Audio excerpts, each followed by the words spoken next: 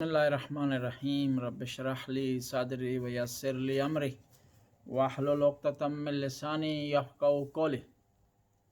جیسے کہ آپ کے علم میں ہے، ہم نے ایک احادیث کا سلسلہ شروع کیا ہے اور آج اس کا 8واں حصہ ہے۔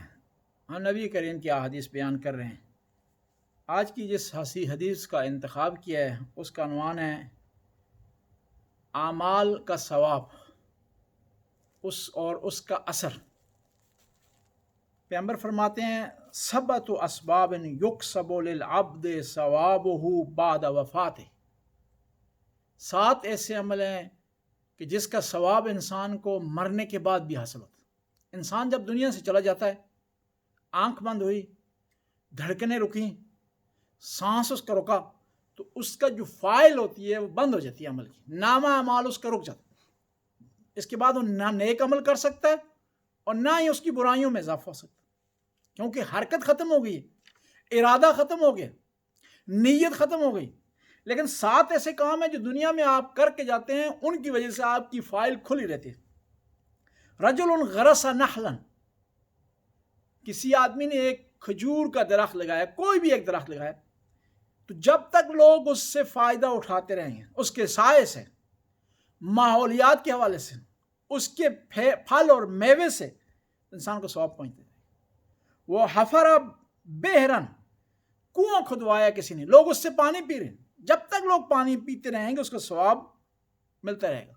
اجرا نہرن، نہر جاری کی اس نے، پانی کا انتظام کیا، کھیتی باڑی اس سے ہو رہی ہے، لوگ اس سے پانی اٹھا رہے ہیں، مستفید ہو رہے ہیں، اس کو ثواب ملتا رہے گا۔ وہ بنا مسجدن، مسجد بنائی، جب تک لوگ نماز اس میں پڑھتے رہیں گے۔ انسان دنیا سے چلا گیا، آنکھ اس کی بند ہو گئی ہے، ارادہ اس کا رک گیا ہے، نیت اس کی بلاک ہو گئی ہے، لیکن جب تک لوگ مسجد میں نماز پڑھتے رہیں گے اس کا ثواب ملتا رہے گا۔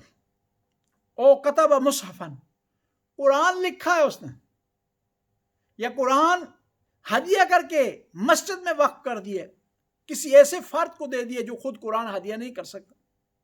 اب جب تک قرآن پڑھا جائے گا اس آدمی کو ثواب ملتا رہے گا۔ او ورث علمن، علم وراثت میں چھوڑے، کتاب کی صورت میں، شاگردوں کی صورت میں، اقوال کی صورت میں، مدرسہ قائم کرتا ہے۔ جب تک یہ انسٹیٹیوٹ باقی ہے، جب تک یہ کتاب باقی ہے، جب تک اس کے شاگرد خدمت کر رہے ہیں، مرنے کے باوجود بھی انسان کو ثواب ملتا رہے گا۔ او خلف ولدن صالح، نیک ولد اپنے پیچھے چھوڑتا ہے، نیک اولاد اپنے پیچھے چھوڑتا ہے۔